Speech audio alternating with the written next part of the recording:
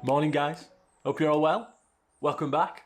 I thought I'd do a coffee montage this morning. I haven't done one of those for ages, so cheers. Yeah, so today is going to be sort of van upgrades, repair, change, sort out kind of day. I've got a list of things that I need to get through.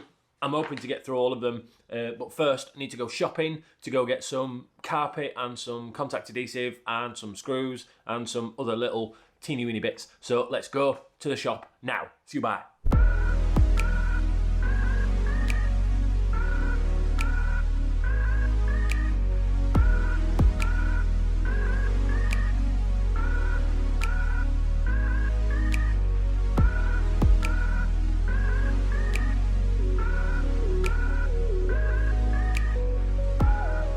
Right, so that's Mega Van Mats done, and in true Colin fashion, instead of just going into Mega Van Mats and getting some contact adhesive and carpet, I came out with something else. Where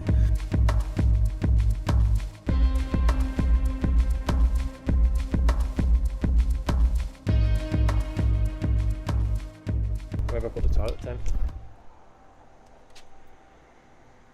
Where actually is the toilet tent? Should be there.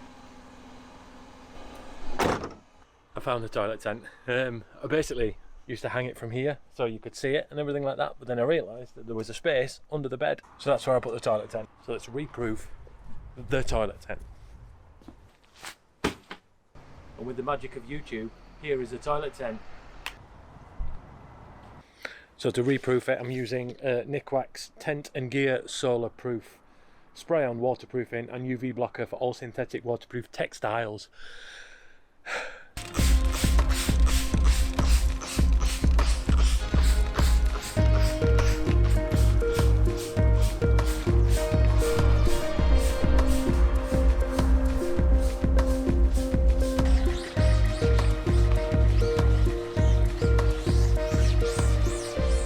Right, so it's now time to install this. So basically on mine, this bit doesn't work. It stopped working for some reason. So I'm going to swap them over. It should be pretty straightforward swap over. So because I've said that, it's not going to be, is it? Old one out. It's basically just 3 adapters or 3 plugs that go in there. I've got a little push thing. I'm proper close there, Anna.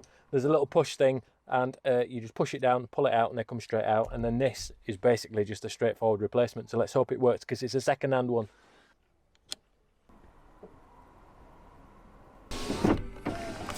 So that works perfectly fine.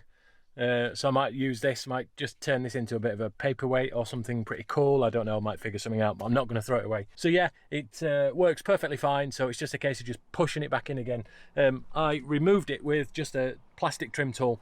Use plastic because it stops you from damaging your the bits that you can see and things like that. Plastic kind of generally does the job. That end first, and then popping it in. Done. Right, so next job, something that's been doing my head in for a while now. Those who watch the Camper Jam video will know that I bought some rugs and mats and stuff for the van. I've got the one in the front, I've got the door mat things and things like that, and I've got one here that doesn't match. However, I did buy one, but I've just not fitted it yet. So what I'm going to do is I'm going to take this off and give the step a bit of a clean.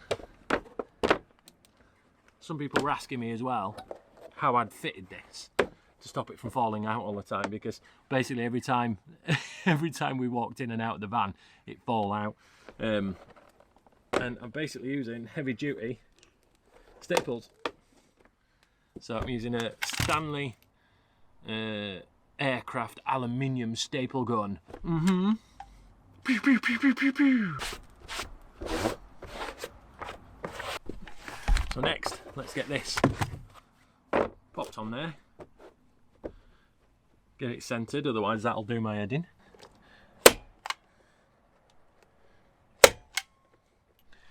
I mean, don't use like your stapler that you staple paper, because that won't work. 1, 2, and then 2 here. Right, so the next job is to replace this switch here that turns this light on and off. I put the switch here in the first place, so then we could switch this light on and off independently, because when you sat here it kind of glares on you. But I don't like the switch, it's ugly, it looks really horrible, so I'm going to replace it with a touch light. It's basically exactly the same light, so you won't even notice the difference, and that means it'll be independent from the main switch, which means I can turn all the lights on in the van and then touch this one, and then it touches on and off.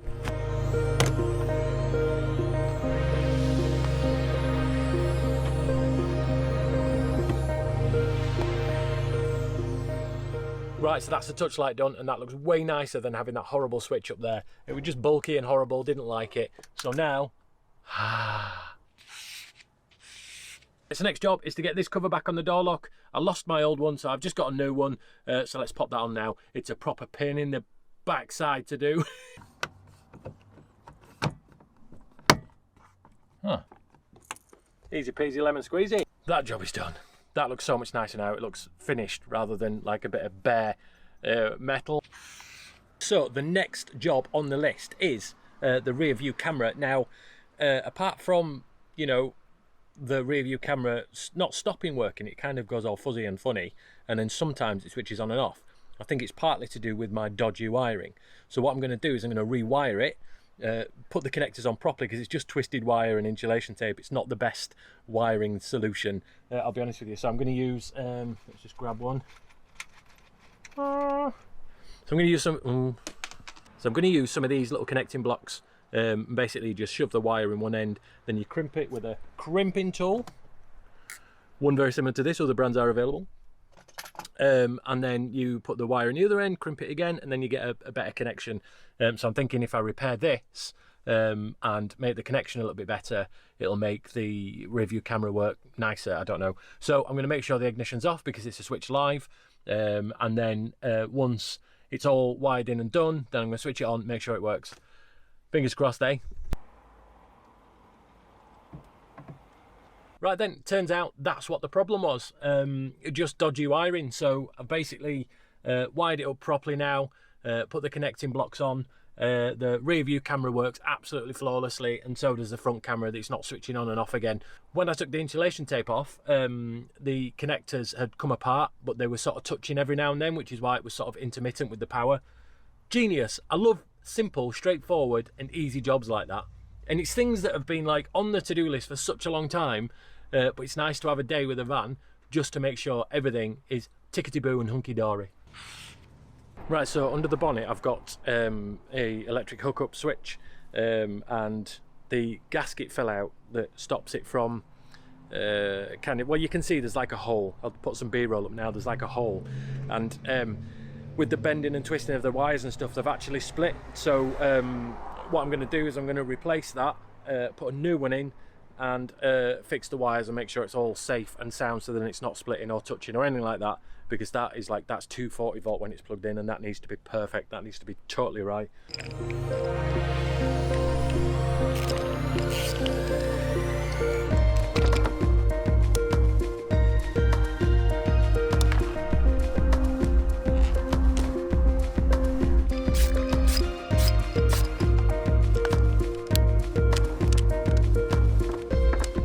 So that's that done now. This is so much better now because there's a seal between the wire and the end, so that's kind of made it nice and safe. This cupboard here is full of wires and things like that. That's where all the switch panels are and things like that. And on the top of the cupboard, right underneath here, all the wires, they're all fitted up and they're all like neat and in a line, but I'm frightened that at some point I'm going to catch that when I'm putting something in the cupboard. What I'm going to do is I'm going to fit some conduit. Now it's self-adhesive conduit, so I can run all the wires through it. It comes with little kind of bendy twisty things, so you can do corners and shapes and stuff. I'll put a link into the description. I did get this from Amazon. But what I'm going to do is I'm going to stick it up, and then I'm going to put a couple of screws in it as well, so then it's not going to fall down.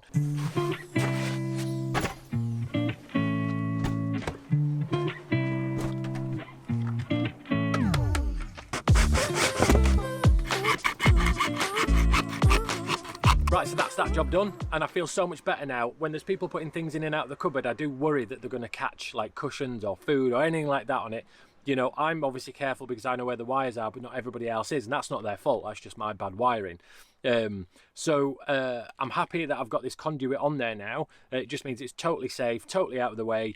It's got a sticky back on it so it can stick up, and then I've also run a couple of screws through it as well, just to make sure it's not going to come off, because you never know with the heat and the cold and things like that, it might just end up dropping off.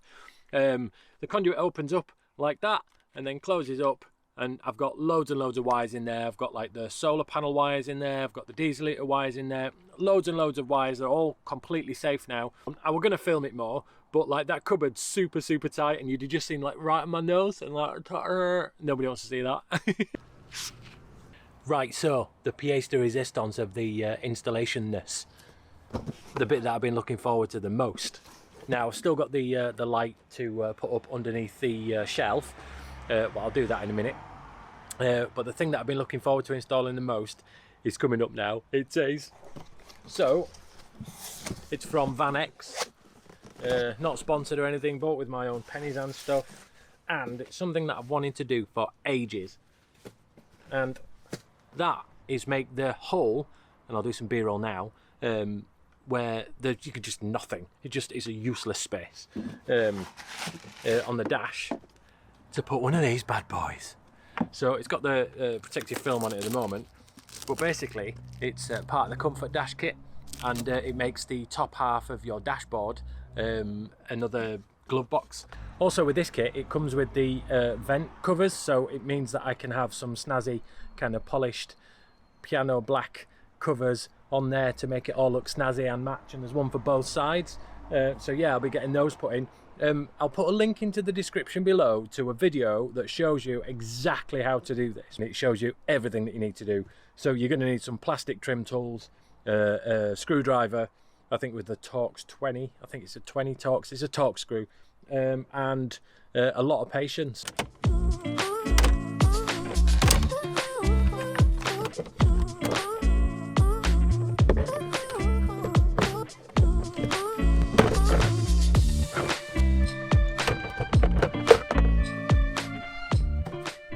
There, and it's got a little clip on it, and you should screw the bottom of this, should go onto there. Now keep the clip from your other glove box, because you'll need that for it to screw through, so you'll need to swap those over.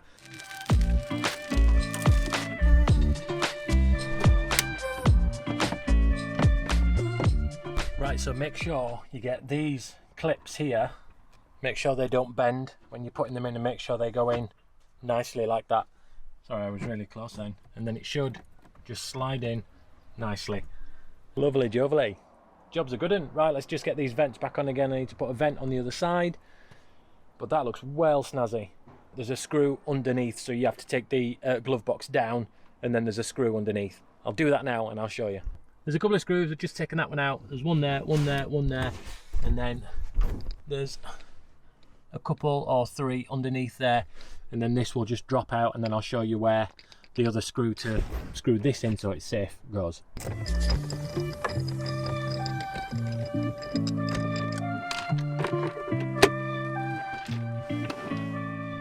There's a screw that needs to go in there, and then that holds the whole glove box in. You don't need me to show you screwing these back in again. It's basically the opposite of what I just did, so watch the video in backwards.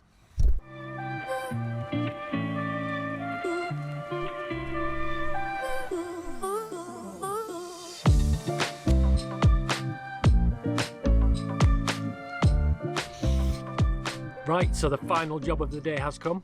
I love the Comfort Dash look. I think that looks absolutely epic. Like I say, I've been wanting to have that on for such a long time. So yeah, I'm well happy with that. In fact, I can't stop looking at it because it's nice. I know, I'm really sad. Oh.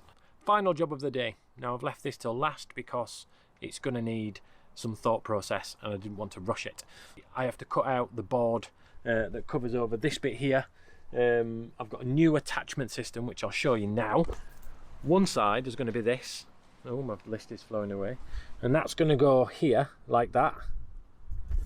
So on this side it's going to be this, and it's going to go there like that, and then this bit is going to go onto the bed, and then when this pushes on, it'll create a more solid connection than anything else I've ever made before. It's going to be exactly the same shape, it's going to be carpeted exactly the same. It's just that it's going to be slightly tougher wood as well, because that's better than this, because it's quite bendy and horrible and stuff. So much more solid wood to use. So I've got a template now, so all I have to do is just decarpet that, cut round it, and then we're done.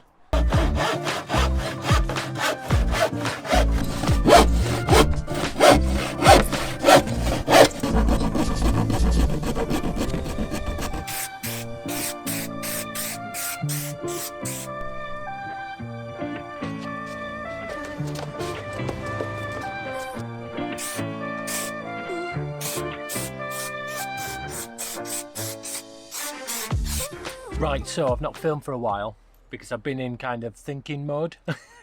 Now these little dooblies here, these little brackets here that this pushes into, yeah, seems strong on the outside. That seems quite a hard pull. Once it's on the board and the board weight's there, it's not a hard pull at all. So I've moved on to slightly more chunky ones. So I've got these bad boys with this, which is just one big spring unit, and they are properly like tough. So I put one on one side and it seems to be fine, so I'm going to put another one on the other side. I've drilled about 1,000 holes. So I've put like a chrome strip along there, which makes it look a bit snazzier on the top. I've cut all this out and everything, looks really nice, fits perfectly. It's a really nice addition. It's on quite solid, comes down. It's on the clips here, but then you have to really go to town on it to push it in, but then that's not going to fall off. So that is on solid. I don't think that's going anywhere, but only time will tell. I need to do some driving, I need to see what happens, and I'll report back to you. Right, should we move on to light? Yeah, let's move on to light. I ended up installing the light. I wasn't gonna, I didn't think there'd be enough time, but it was really straightforward. It was literally just positive and negative to a switch on the switch panel, and it looks ace. And instead of having it underneath, I've put it behind and shining down, so it's more of a mood light than it is a lighting anything light. Does that make sense? It probably doesn't. It'll probably make more sense when it's dark, but if I just show you, so that's with the light off, and then you just push the light on there, and then the light comes on. So it's bright enough under here, and it lights up all here. You can see the LEDs through there in the reflection, and it's just underneath. I don't know if you can see it, so it's just underneath there. So yeah, happy.com. It's time for a beer because of all the great stuff that I've done in the van, that I'm feeling accomplished and stuff. What else? You know, let's have a beer in my magnetic glass. Nice. Some people have commented on YouTube on some of the videos, and I got to click on them to reply, and the comment disappears. Now I don't know whether they've commented asking questions, you know, genuine questions. I don't know whether they've commented saying, you know, something, asking a question, and then have found the answer, so they've got rid of their question, or whether there's some sort of glitch. It's happened a couple of times. There's a chap who wants to know where I've got my badge from. On the grill, the front badge. I just got it from eBay. I'll put a link into the description if I can find the same one. And there's a couple of other stuff that I can't remember off the top of my head now, but yeah, sorry, I'm not ignoring you or anything like that. I do try to get back to as many people as I possibly can, both on email and on the comment sections and things like that, also Facebook. So yeah, apologies if I don't get back to you straight away, or I seemingly ignore you. Obviously, as the channel's growing, there are a lot more things to respond to and a lot more questions, so I can't, you know, before 2 or 3 questions a night wasn't too bad, but now I'm getting sort of 20 or 30, sometimes 40 questions a night, so I do try and get back to everybody.